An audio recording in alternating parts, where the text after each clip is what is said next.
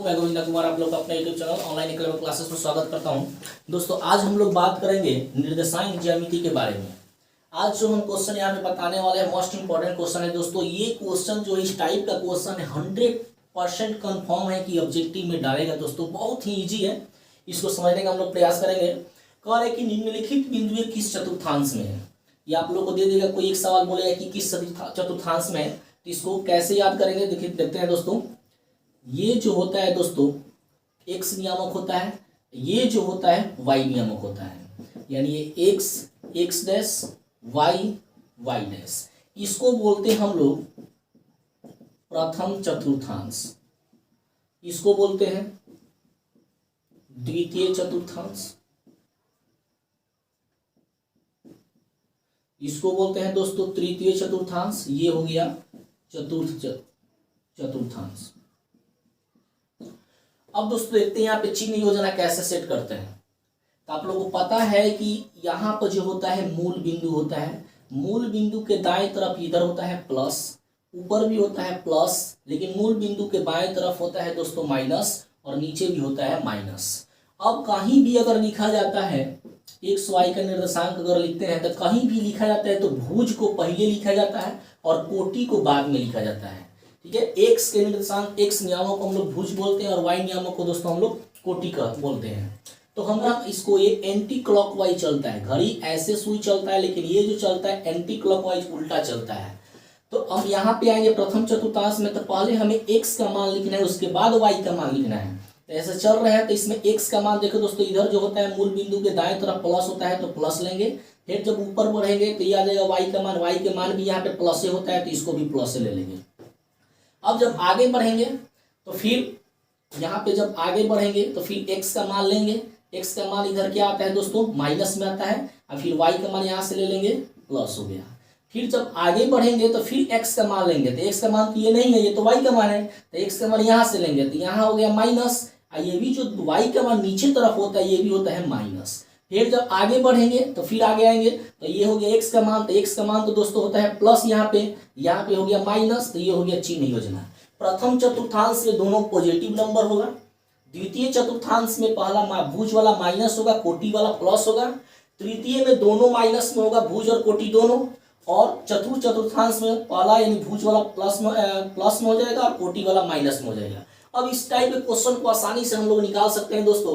कह रहे निम्नलिखित बिंदु में किस चतुर्थांश में स्थित है, तो 10 और -3 दिया है। किसी भी संख्या के पहले कोई चिन्ह नहीं रहता है तो प्लस का चिन्ह रहता है, तो 10 के पहले यहाँ पे कोई चिन्ह नहीं तो प्लस क्या है, यानी कि इसका चिन्ह योजना क्या है प्लस है और माइनस है। तो ये किस में आ गया दोस्तों, ये आ गया चतुर्थ में, आसानी से हम लोग बता सकते हैं। अब ये दोस्तों देख रहे हैं कि दोनों में माइनस है तो किस में आ गया तृतीय में। अब इसमें देख रहे हैं दोस्तों माइनस है पहले उसके बाद प्लस है तो ये किस में आ गया द्वितीय में।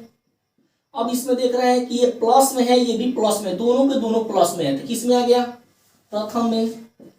अब ये भी दोनों प्लस में है तो किस में आ गया प्रथम में। ये प्लस में है ये माइनस में है, प्लस माइनस चतुर्थ में आ गया तो ये हो गया चतुर्थ में। इस तरह दोस्तों इस टाइप के क्वेश्चन को आसानी से निकाल सकते हैं, एकदम यकीन मानिए 100% ऑब्जेक्टिव में जरूर देखने को मिलेगा। ओके दोस्तों, हमें उम्मीद है आप लोगों को समझ में आ गया। अब आप लोग को हम देखते हैं नेक्स्ट क्वेश्चन। अब दोस्तों हम बात करेंगे कुछ इंपॉर्टेंट वाले सूत्र के बारे में, उस बेस पे जो क्वेश्चन आएगा आप लोग को बताएंगे। जैसे मान लीजिए दोस्तों यहाँ पे हो गया P, इसका निर्देशांक दे दिया x1 y1, यहाँ पे हो गया Q, इसका निर्देशांक दे दिया x2 और y2। तो हमको कहे कि P से लेकर Q तक के बीच का दूरी निकालें, यानी कि इसको दूरी सूत्र बोलते हैं, दूरी सूत्र।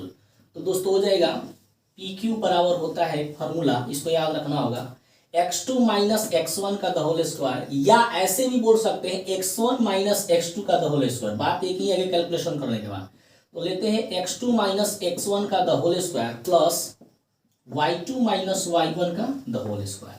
ये बहुत इजी सूत्र है, इस बेस पे क्वेश्चन बराबर देखने को मिलता है।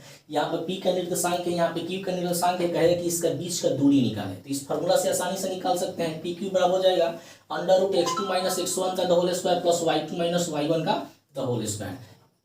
नेक्स्ट सूत्र देखते हैं दोस्तों, मूल बिंदु 0 0 से कोई बिंदु मान लेते हैं P x y के बीच की दूरी का अगर बात करें तो फॉर्मूला हो जाएगा दोस्तों एक्स स्क्वायर अंडर रूट, तो दोस्तों हो जाएगा दूरी का बात करें तो दोस्तों हो जाएगा under root x square plus y square. अगर हम बात करें 3 नंबर में दोस्तों, मान लें कि एक यहाँ पे हो गया बिंदु P x1 y1, यहाँ पे हो गया Q x2 y2, और कहा कि इसके मध्य बिंदु का निर्देशांक निकालना है। मान लें कि यहाँ पे कहा है R, इसका R का निर्देशांक निकालना है। तो मध्य बिंदु R का निर्देशांक दोस्तों हो जाएगा x1 प्लस x2 बाई 2 और y1 प्लस y2 बाई 2। आसानी से इस तरह निकाल सकते हैं। अब एक दोस्तों होता है अंतः विभाजन और बाह्य विभाजन, तो इसका फॉर्मूला हम लोग देख लेते हैं। जैसे मान लीजिए दोस्तों यहाँ पे P है x1 y1, Q है x2 y2, इससे कोई मान लीजिए इसको अंतः विभाजन हो रहा है m रेशियो n में, तो इसका निर्देशांक r का निर्देशांक हमारा क्या हो जाएगा, तो अंतः विभाजन r का निर्देशांक दोस्तों हो जाएगा mx2 प्लस nx1 बटा n plus n my2 plus ny1 बटा m प्लस n। अगर मान लीजिए दोस्तों इसी को ये जो मान लीजिए हो गया, तो दोस्तों हम बात करते हैं बाह्य विभाजन पर। जैसे मान लेते हैं यहाँ पे P x1 y1, यहाँ पे Q x2 y2 को m अनुपात n में यहाँ पे P पर विभाजित करती है, तो P बिंदु का निर्देशांक यानी कि बाह्य विभाजन P का निर्देशांक दोस्तों हो जाएगा mx2 माइनस nx1 बटा m minus n my2 minus ny1 बटा m माइनस n।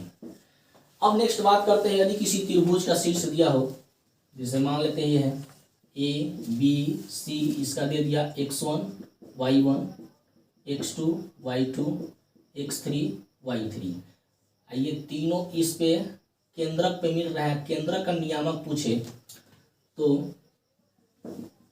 केंद्रक यानी G का नियामक दोस्तों हो जाएगा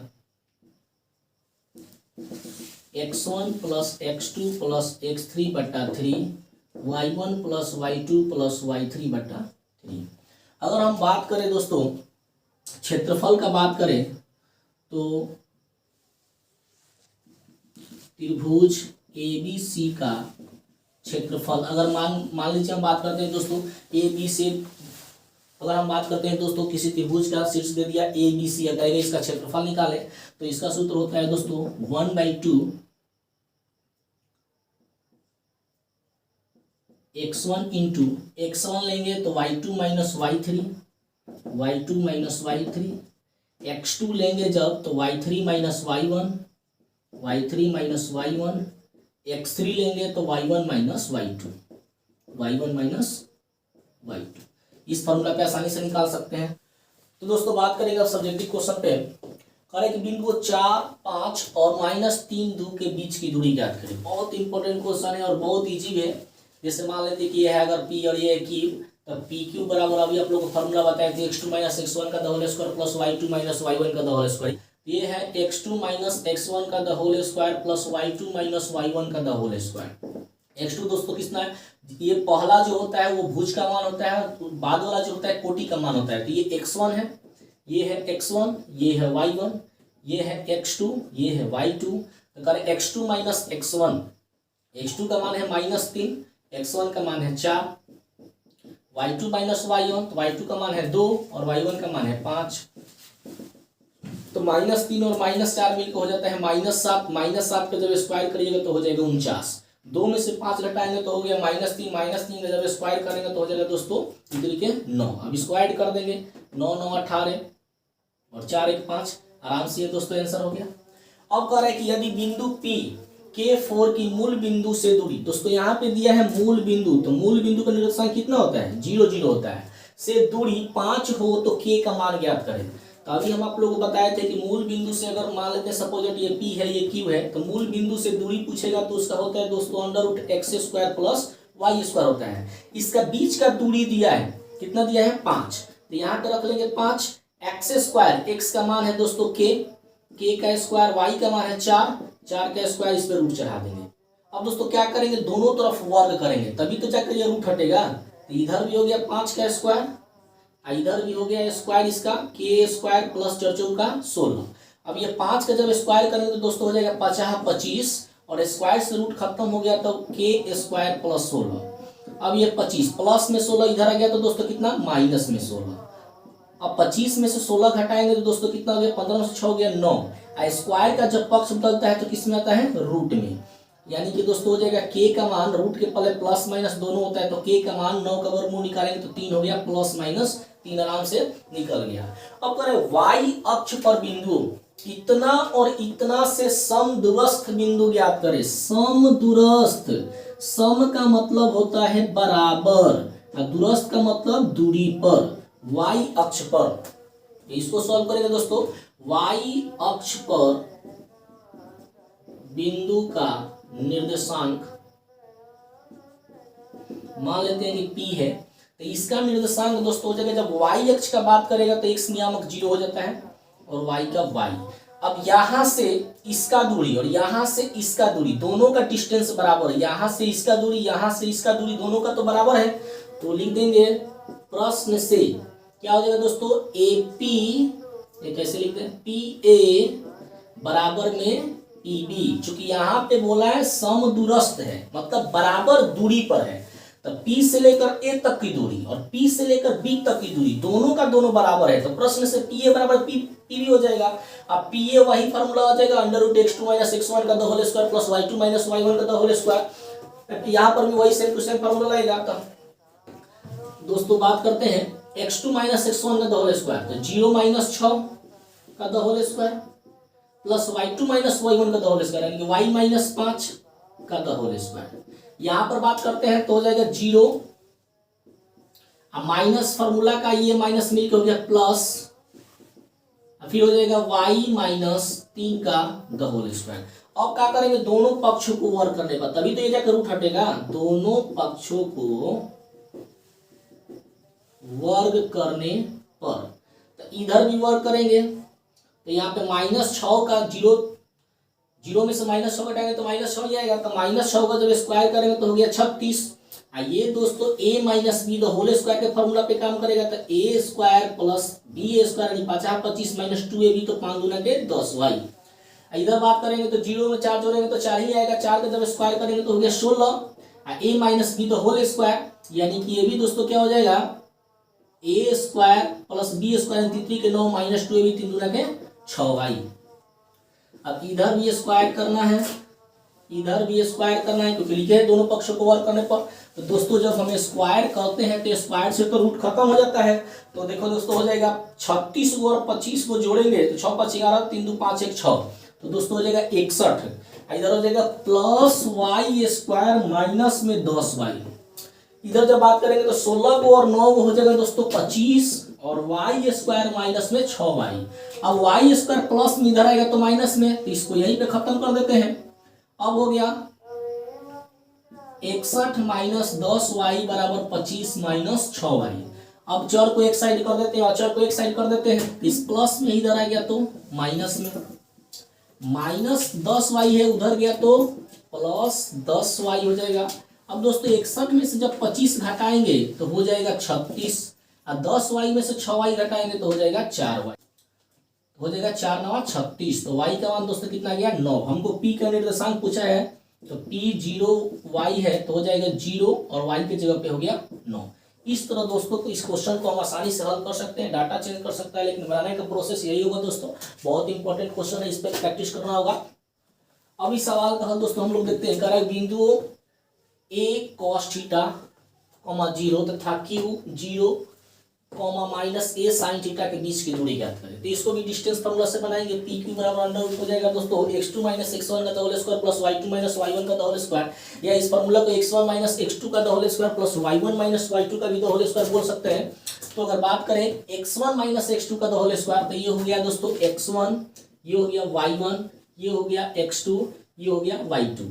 x1 - x2 का होल स्क्वायर भी हो सकता है, या x2 - x1 का भी होल स्क्वायर भी हो सकता है, कोई दिक्कत नहीं है। तो x1 - x2 का होल स्क्वायर पर बनाते हैं तो under root a cos theta -0 का whole square plus y1 minus y2, तो जीरो का जीरो हो गया माइनस और उधर का माइनस मिलके प्लस हो गया a साइन थीटा का द होल स्क्वायर।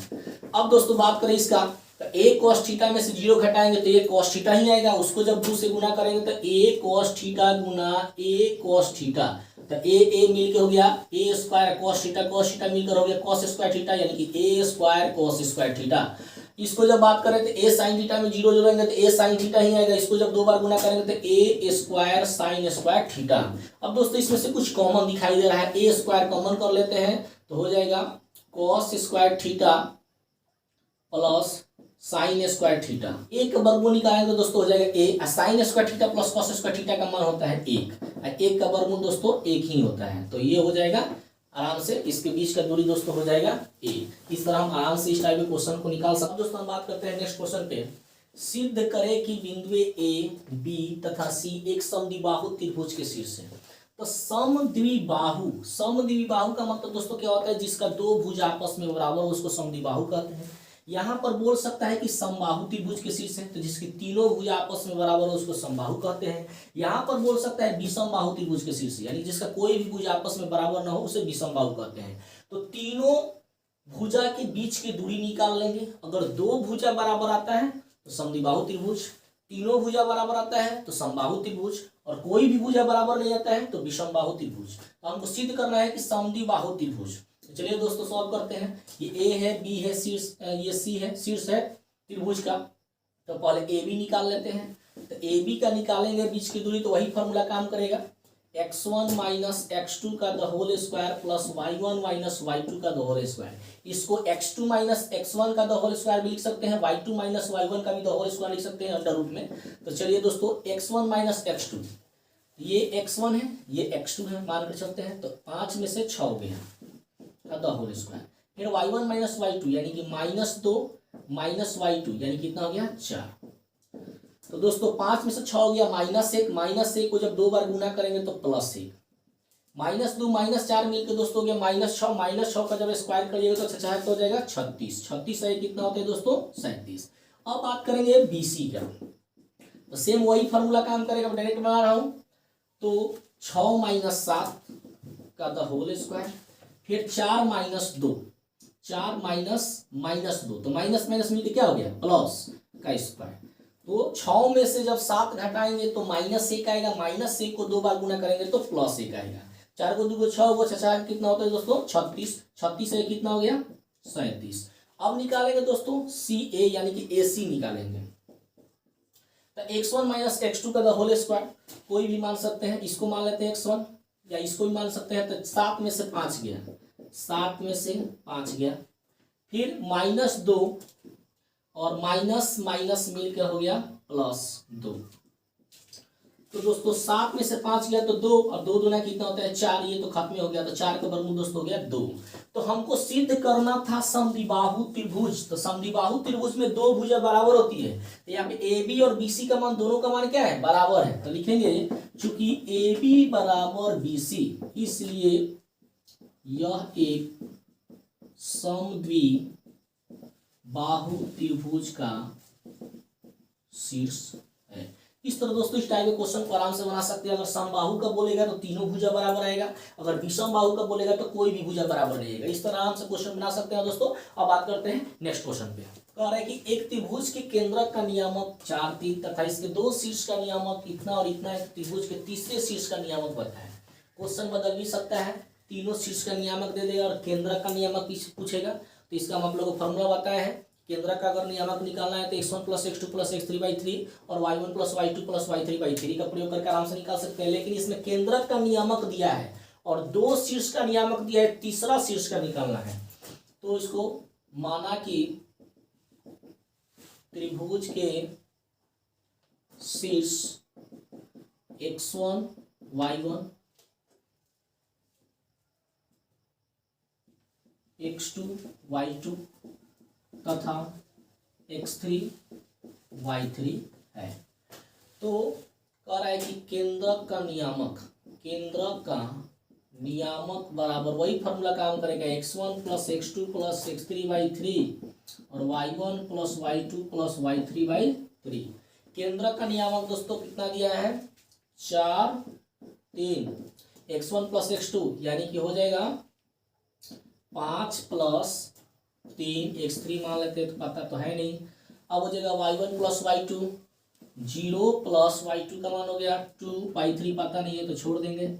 अब दोस्तों इधर का भुज इधर के भुज के बराबर होता है, इधर का कोटि इधर के कोटि के बराबर होता है, तो हो जाएगा 4 बराबर 5 3 कितना हो गया 8 प्लस x3 बटा 3, ये आपस में बराबर हो जाएगा।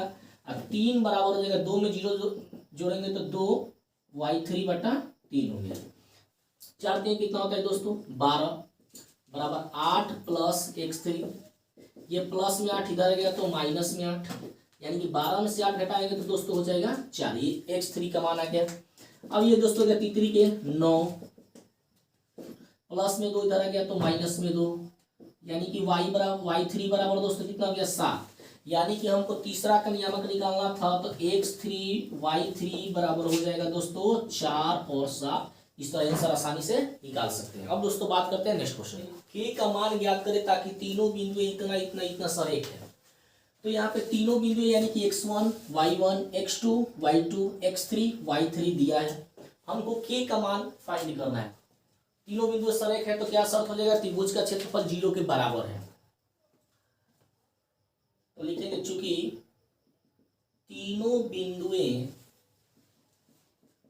सरेख है इसलिए क्या हो जाएगा, त्रिभुज का क्षेत्रफल बराबर क्या हो जाएगा 0 के बराबर हो जाएगा। यहाँ पे दोस्तों सरेख है तो यहाँ पे k का मान पूछ रहा है, हो सकता है तीनों बिंदुओं दे दे और क्षेत्रफल पूछे, तो वही जो फार्मूला है आप लोग का क्षेत्रफल वाला हम बताए हैं उसी से आराम से निकाल सकते हैं। और वो वाला फार्मूला यहाँ पर रिपोर्ट कर रहे हैं। त्रिभुज का क्षेत्रफल बराबर दोस्तों क्या होता है 1/2 x1 into y2 minus y,